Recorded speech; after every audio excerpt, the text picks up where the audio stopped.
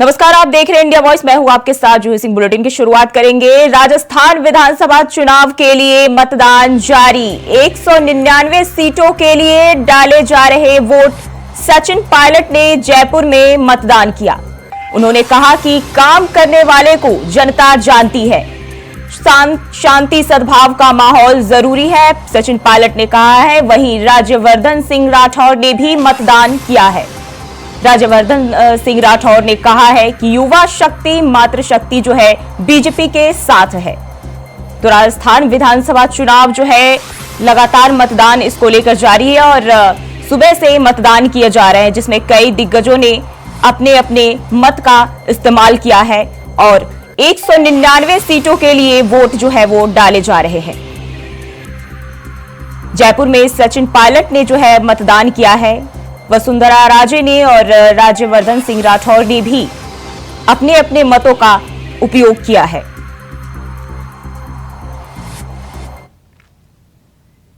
बढ़ते हैं आगे। मुख्यमंत्री योगी आदित्यनाथ ने अयोध्या से प्रदेश के आंगनवाड़ी केंद्रों में 3 से 6 साल तक के बच्चों के लिए हॉट कुक्ड फूड योजना का शुभारंभ किया। इस योजना के तहत कोलोकेटेड आंगनवाड़ी केंद्रों में रोज बच्चों को गर्म पका हुआ भोजन खिलाने की व्यवस्था की गई है। इस योजना की शुरुआत के साथ ही आंगनवाड़ी केंद्रों में 3 से 6 साल के बच्चों के लिए जो है केंद्रों में हॉट कुक्ड योजना के संचालन के लिए बेसिक शिक्षा विभाग की ओर से गाइडलाइन भी जारी की गई है। गाइडलाइंस में प्राइमरी और हायर प्राइमरी स्कूल के रसोइया और कोलोकेटेड आंगनवाड़ी केंद्रों में काम कर रही वर्कर और असिस्टेंट की तरफ से दोपहर को भोजन और हॉट कुक्ड फूड तैयार कर बच्चों को दिए जाने का आदेश दिया और अधिकारियों से इसे समय से कराने के निर्देश दिए। राष्ट्रीय स्वास्थ्य परिवार कल्याण और स्वास्थ्य सर्वे का जो 2015-16 के सर्वे हैं, अगर हम उनको 19 और 21 के बीच के स्तर पर देखेंगे तो आपको लगेगा कि वास्तव में आपके द्वारा किए गए प्रयास के अच्छे परिणाम सामने आ रहे हैं। भारत सरकार इस दिशा में निरंतर इनका परीक्षण करती है, सर्वे करती है और फिर उनके परिणाम भी घोषित करती है। जो गत परिणाम है 15-16 की तुलना में 19 से 21 के बीच के, वह काफी उसमें सुधार हुआ है और मेरा अनुमान है कि 23 और 24 के बीच के जब परिणाम आएंगे तो हम नेशनल एवरेज से भी आगे हमें ले जाने में इसमें मदद मिलेगी। खासतौर पर बच्चों में एनीमिया में के स्तर में 5.1% का सुधार, स्टंटिंग में 6.6% का सुधार, यानी उसकी जो हाइट है, अल्प वजन में 7.4% का सुधार, सूखापन में 0.6% का सुधार। ये सभी जहां इन पिछले 4 वर्षों के दौरान देखने को मिले और वहीं 16 की तुलना में जो शिशु मृत्यु दर थी 1000 पे 43 थी, आज वह घट करके 2020 में यह 1000 पे 38 हुई है। और इसको अगर हम देखेंगे, आज की तुलना में देखेंगे तो काफी इसमें सुधार हुआ है। जो वर्तमान में ग्रामीण आजीविका मिशन के माध्यम से भी अनुपूरक पोषाहार तैयार किए जा रहे हैं, उनमें 201 इकाइयां वर्तमान में संचालित हो रही हैं।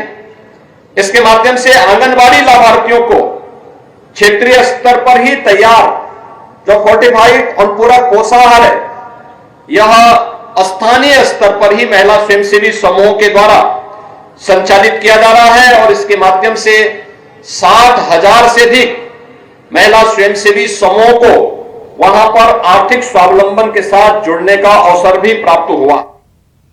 और उत्तर प्रदेश में अगले साल होने वाले लोकसभा चुनाव के सियासी दलों ने समीकरण साधना शुरू कर दिया है। हालांकि दिल्ली की गद्दी के लिए होने वाले इस लड़ाई के बीच उत्तर प्रदेश में 10 राज्यसभा सीटों के लिए भी जंग तेज हो जाएगी। इन सीटों पर काबिज सांसदों का कार्यकाल अप्रैल 2024 में खत्म हो रहा है। विधान परिषद में भी विधायक कोटे की 13 सीटें 5 मई को खाली हो जाएंगी। यानी उत्तर प्रदेश में लोकसभा चुनाव के साथ ही राज्यसभा और विधान परिषद के लिए त्रिकोणीय मुकाबला होगा। इन चुनावों में जहां विपक्ष की एकजुटता की परीक्षा होगी, तो वहीं बीजेपी के चुनावी कौशल का भी इम्तिहान होगा। ये रिपोर्ट देखिए।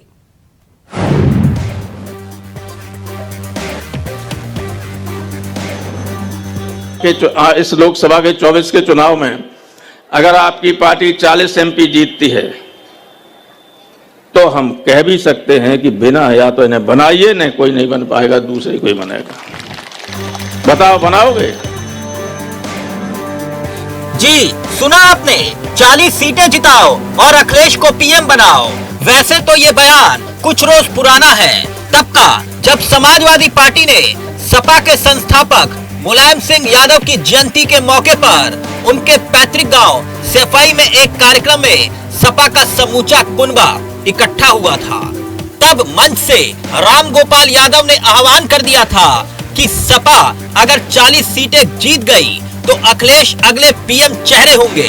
मगर अब उस बयान की तपिश सियासी गलियारों में महसूस हो रही है। कांग्रेसी वैसे इस बयान के बाद मौन है, मगर बीजेपी तंज कस रही है, ये कहते हुए कि सपना देखना सबका हक है और सपा सपना देख सकती है। श्री अखिलेश यादव जी या उनके पार्टी का या उनके परिवार का उत्तर प्रदेश में सत्ता में आने का भविष्य नहीं है। मुझे कई ज्योतिषियों ने बताया ये बात, इसलिए उनके लिए कोई अच्छा अवसर नहीं है। थोड़ा विपक्ष की भूमिका पहले निभाना सीख ले, फिर सत्ता के बारे में सोचें। देखिए, नेताजी के अंतिम इच्छा थी, संसद में उन्होंने कहा कि मोदी जी दोबारा प्रधानमंत्री बन के आए और मुलायम सिंह जी की जनता ने इच्छा पूरी की और मोदी जी दोबारा प्रधानमंत्री बन के आए। और मुलायम सिंह जी की आत्मा तभी संतुष्ट रहेगी कि मोदी जी बार बार प्रधानमंत्री बने।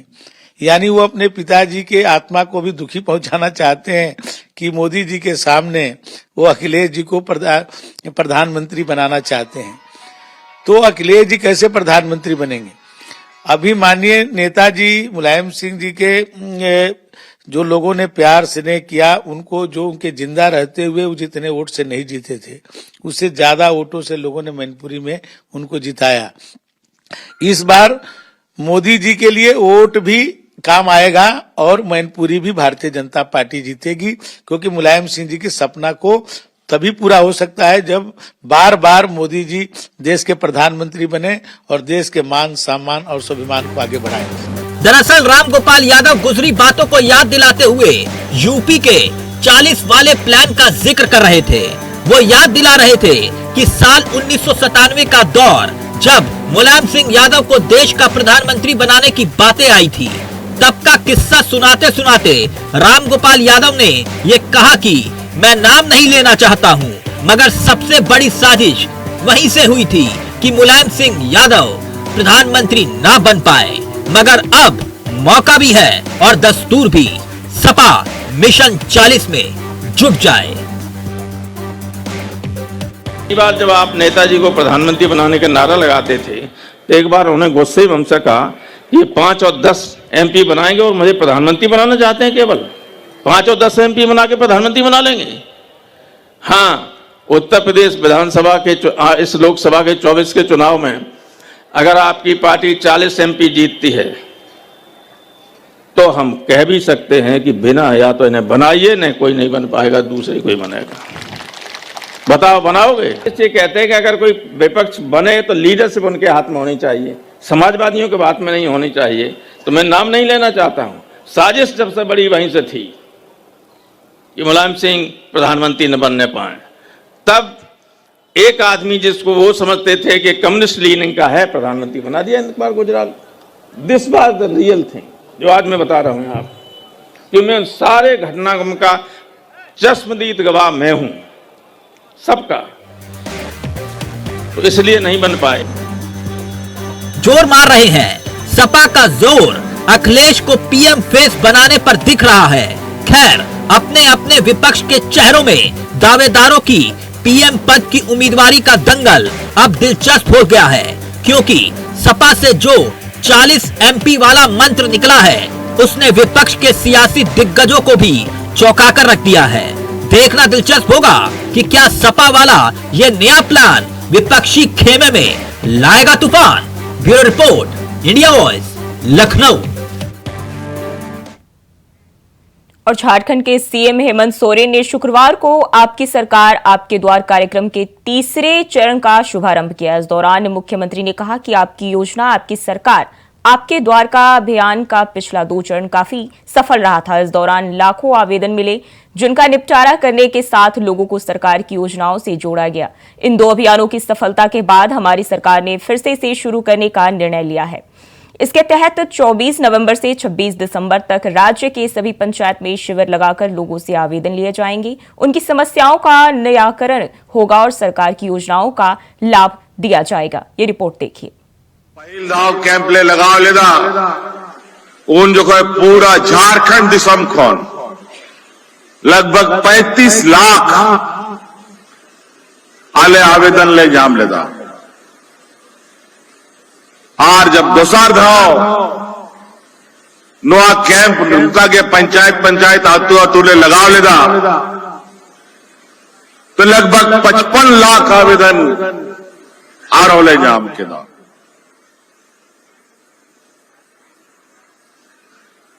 मोटा मोटी बुझाव पे नुआ 12 धाव कैंप रे 80 लाख कोनो जस्ती पाले हुए अपया आतु दिसोम रे जे समस्या में ना ओनारे जानकारी ले जाम किदा।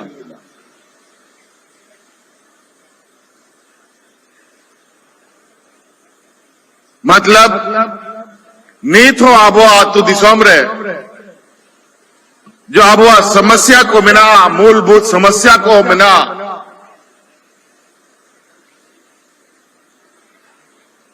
ओना को तो बांग कर दो। आखिर राज बिगाड़ करते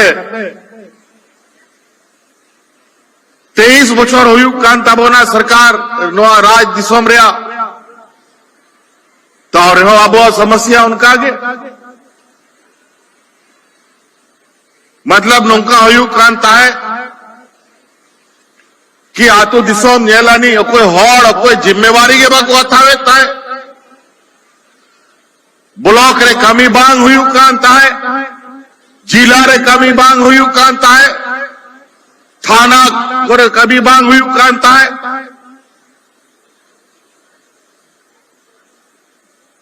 तो बेथो इना गान समस्या है ना पूरा झारखंड दिसोम को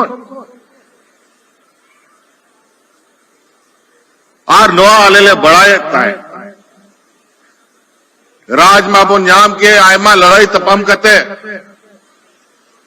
आवरन गुरुजी आयुर रे नोआ दिसोम लगी थिना बोन लड़ाई ना लेकिन दुर्भाग्य करा कि नोआ राज बिगाड़ करते जो उन्होंने सरकार चल आज नोआ दिसोम सजा बनाओ लगी जिम्मा को हाथाव के दा उनको बैमान को कहा था कि जो राज बिगाड़ रही घोर विरोधी को ताए लेना और होना तक अब वह आतुरिया समस्या को तो मीटांग बंग जूत लेनता बोला ओनाते 2019 रे आय मा जोर लगाव कते उनको उन्होंने सरकार आ मची खोल ले फेंक के कुआ और आले सरकार ले बनाव के आज सरकार बनाव करते जब आले कमी है अब ले सुचावे ताहे आप ये ले गया कोरोना महामारी है तबोना बो तलारे और पूरा भारत दिसम बंदो चवाए ना पूरा दुनिया तिंगुई ना गाड़ी मोटर हाट बाजार दुकान सराम बंदो ओड़ा के कुलुप कते तायन में नोंगा सरकार कानून है ना। खबरों में बढ़ते आगे। छत्तीसगढ़ में चुनावी नतीजों से पहले झीरम हत्याकांड पर राजनीतिक युद्ध छिड़ गया है, जहां कांग्रेस बीजेपी पर किसी खास को बचाने तो वहीं बीजेपी मुख्यमंत्री पर सबूत छिपाने और दबाने के आरोप लगा रहे हैं। वहीं सुप्रीम कोर्ट के फैसले के बाद जिस तरह से एनआईए की याचिका को खारिज किया गया है, ऐसे में सवाल ये है कि आखिर जांच पर खुलासे से क्यों ध्यान भटकाने की कवायद और पुलिस की जांच से किस पर आंच आने का अंदेशा है? कुल मिलाकर जब तक जांच पूरी नहीं हो जाती है तब तक इस पर राजनीति तो तय है। ये रिपोर्ट देखिए।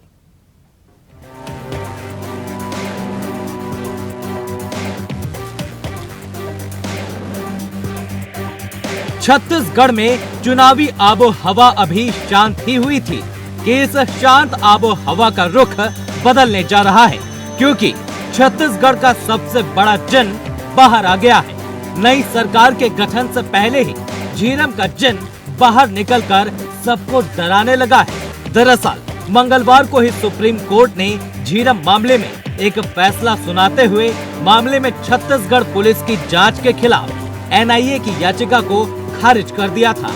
सुप्रीम कोर्ट के इस फैसले के बाद बीजेपी कांग्रेस एक दूसरे पर सियासी हमलावर है। दोनों ही एक दूसरे पर इसको लेकर आरोप लगा रहे हैं। मामले में कांग्रेस के वरिष्ठ नेता और मुख्यमंत्री के राजनीतिक सलाहकार विनोद शर्मा ने कहा कि झीरम हत्याकांड पर बीजेपी किसे और क्यों बचाना चाहती है। ये लोकतंत्र के इतिहास का सबसे बड़ा राजनीतिक हत्याकांड था, लेकिन एनआईए की जांच में कुछ भी साफ नहीं हो पाया कि इस हत्याकांड का षड्यंत्र किसने रचा था। कि आज सुप्रीम कोर्ट ने एक फैसला दिया है जिसमें एनआईए की याचिका, जो केंद्रीय जांच एजेंसी है, उसकी याचिका को खारिज कर दिया है, जिसमें एनआईए ने ये मांग की थी कि छत्तीसगढ़ सरकार ने झीरम कांड की जांच के लिए जो एफआईआर दर्ज की है उसको निरस्त किया जाए। विधानसभा चुनाव 2013 से ठीक पहले 25 मई 2013 को छत्तीसगढ़ कांग्रेस की कमेटी की तरफ से जो परिवर्तन यात्रा निकाली जा रही थी उस पर कथित नक्सली हमला हुआ। इस हमले में कांग्रेस के वरिष्ठ नेतागण, जिसमें हमारे तत्कालीन प्रदेश अध्यक्ष नंद कुमार पटेल जी, बस्ता टाइगर कहे जाने वाले महेंद्र कर्मा जी, पूर्व केंद्रीय मंत्री विद्याचरण शुक्ला जी, पूर्व विधायक उदय मुदलियार जी, दिनेश पटेल जी और कई कांग्रेस के कार्यकर्ताओं सहित कुल 32 लोग शहीद हुए। मुझे जैसा याद आता है कि लोकतंत्र के इतिहास में, पूरी दुनिया के लोकतंत्र के इतिहास में ये सबसे बड़ा राजनीतिक षड्यंत्र और राजनीतिक हत्याकांड था। वहीं इन आरोपों पर बीजेपी ने पलटवार करते हुए कहा कि मुख्यमंत्री भूपेश बघेल अब झीरम मामले में राजनीति छोड़कर अपनी जेब से वो सबूत निकालकर एनआईए को सौंप दें, जिन्हें वे मुख्यमंत्री रहते हुए पूरे कार्यकाल में अपनी जेब में छिपाए रहे। किसी अपराध के साक्ष्य को छुपाना भी गंभीर अपराध होता है। ये सुप्रीम कोर्ट ने निर्णय दिया है और उस निर्णय के लिए स्थानीय पुलिस को जांच के लिए आदेशित किया है।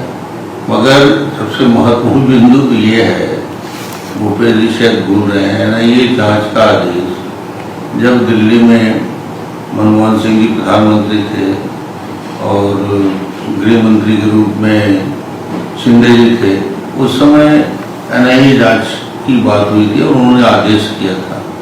तीसरे 5 साल की सरकार कांग्रेस की आ रही है, जो व्यक्ति जेब में प्रमाण होने की बात 5 साल से करता रहा, 5 साल तक उन्होंने उस सारे दस्तावेज को जेब से बाहर ही नहीं निकाला।